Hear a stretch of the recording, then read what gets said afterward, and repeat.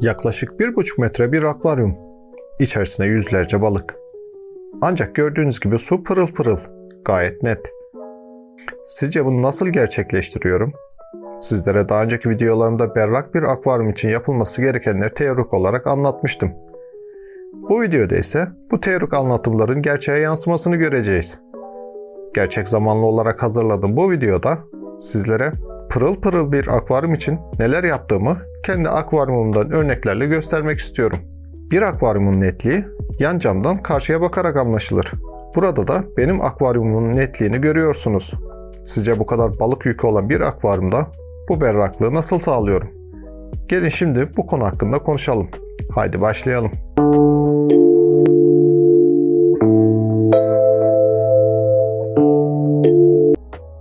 Sevgili dostlar, kanalıma hoş geldiniz.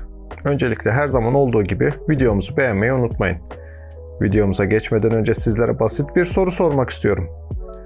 Sizce bu akvaryumda yaklaşık olarak kaç balık var?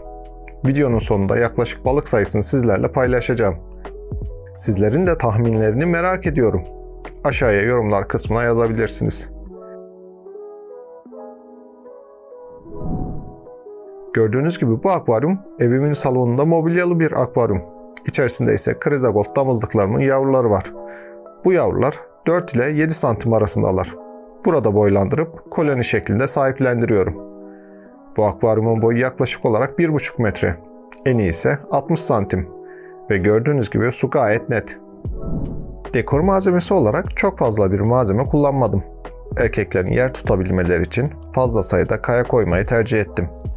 Kayaları yerleştirirken ise çok fazla kuytu alan oluşturmadım. Bunun amacı bu akvaryumdan sahiplendirme yaparken balıkları yakalamak için her defasında dekoru bozmak istememem. Kum olarak ise ince taneli mercan kırığı kullandım. Kumun kalınlığını ise fazla tutmadım. Aslında kalın bir kum tabakası oluşturabilseydim bu kumun arasında da yararlı bakteriler yaşayabilirlerdi. Ancak benim elimde fazla miktarda kum yoktu. Piyasadan da hem bu incelikte mercan kırığı kum bulamadım hem de bu büyüklükte bir akvaryum için oluşturmak istediğim kalınlıkta bir kumun maliyeti fazla olduğu için az miktarda sermeyi tercih ettim. Bildiğiniz gibi son dönemde piyasa şartlarında malzemelerin fiyatları çok fazla arttı. Çok gerekli olmadığı için ben de şartları zorlamadım.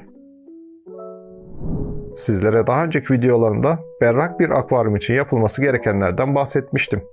Bunları kendim de uyguluyorum. Bu uygulamaların neticesinde de gördüğünüz gibi pırıl pırıl bir akvaryuma sahibim. Bir akvaryumun berrak olduğunu anlamak için yapmanız gereken şey akvaryuma yandan bakmaktır. Yandan baktığınız zaman karşı taraf ne kadar net bir şekilde görülüyorsa bu akvaryum o derece berrak demektir. Gördüğünüz gibi bu kadar balık yükü olan bir akvaryumda suyum gayet net. Bunun için ise neler yaptığımı sizlere kısaca aktarmak istiyorum. Sizlere daha önceki videolarımda söylemiştim. Pırıl pırıl bir akvaryum için olmazsa olmaz şey şu görmüş olduğunuz sistem. Yani filtre sistemi.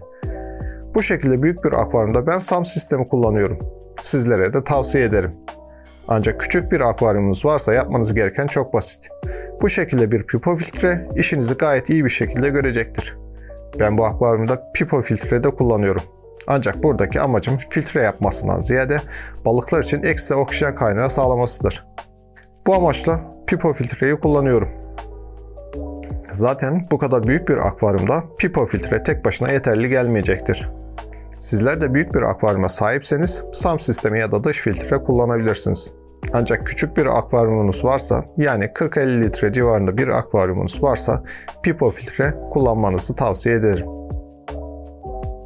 Şimdi sizlere filtre sistemi hakkında biraz bilgi vermek istiyorum. En üstte gördüğünüz gibi elyaf bulunmaktadır. Onun altında ise sünger ve filtre malzemeleri var. Bu şekilde yoğun bir filtre sistemi berrak bir akvaryum için olmazsa olmaz. Sizlere daha önceki videolarımda bahsetmiş olduğum filtre sisteminin kaliteli olması suyun berrak olmasını sağlamaktadır. Benim burada ciddi anlamda bir balık yüküm var ve bu balık yüküne karşılık iyi bir filtre sistemi oluşturmam gerekiyordu.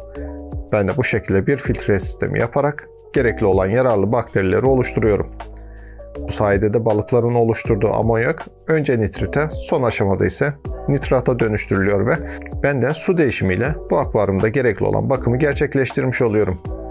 Berrak bir akvaryum oluşturma adına filtre sistemindeki yararlı bakterilere yardımcı olmak için en üst kademede elyaf kullanıyorum ve uçuşan partiküllerin tutulmasını sağlıyorum. Eğer bu akvaryumda bakımları yeterli bir şekilde gerçekleştirmezsem inanın ciddi sıkıntılar yaşayabilirim. O yüzden de bu akvaryuma özen gösteriyorum. Ancak çok fazla balık yükü olduğunda tekrar vurgulamak isterim. Sizlerin de bu şekilde yapmasını açıkçası tavsiye etmiyorum. Çok fazla yavru olduğu için ben bu şekilde yapmak durumunda kaldım. Dediğim gibi sizlere bunu kesinlikle tavsiye etmiyorum. Tabi burada şunu da vurgulamam gerekir. Akvaryumda balık yükü fazla olmasına rağmen filtre sistemi bu akvaryum için yeterli gelmektedir. Buna bağlı olarak da akvaryumda herhangi bir sorun oluşmamaktadır. Hem suyumuz berrak hem de herhangi bir hastalık durumu mevcut değil. Burada önemli olan hususlardan bir tanesi de filtre motorunun akvaryum hacmine uygun olması gerektiğidir. Yetersiz bir filtrasyon istemiyorsak, filtre malzemelerinde olduğu kadar filtre motorunun da aynı şekilde yeterli büyüklüğe sahip olması gerekir. Sizlere filtre sistemimin dizilişi hakkında da kısaca bilgi vermek istiyorum. Gördüğünüz gibi beyaz ızgaradan su girdikten sonra yükselerek ilk olarak yukarıdaki elyafa düşüyor. Oradan süzülerek alta doğru iniyor ve sonrasında şaşırtma alanından geçerek motorun olduğu bölüme geliyor.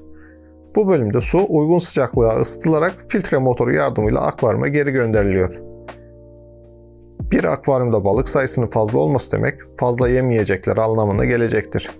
Buna bağlı olarak da fazla dışkılama, fazla amonyak, fazla nitrit ve fazla nitrat demektir. Bu nedenle iyi bir filtre sisteminin yanında akvaryum bakımlarının da düzenli olarak yapılması çok önemlidir. Bu durumda da su değişimlerini ihmal etmemenizi önemli tavsiye ederim. Sevgili dostlar, sizlere videonun başında bu akvaryumda yaklaşık olarak kaç balık olduğunu sormuştum. Ve cevabını videonun sonunda söyleyeceğimi belirtmiştim. Arkadaşlar bu akvaryumda yaklaşık olarak 250 civarında balığımız bulunmaktadır. Bunlar biraz önce de belirttiğim gibi 4 ile 7 santim arasındaki yavrulardır. Daha küçük boyları ise farklı akvaryumlarda bulunduruyorum. Bu akvaryumda birkaç tane de vatozumuz var. Videomuzu sonlandırmadan önce bu ve benzeri videolarımı kaçırmamak için kanalımıza abone olmayı unutmayın. Bilgi içeren bir başka videoda görüşmek üzere. Akvaryum kültüründen sevgiler, saygılar, zevkli hobiler.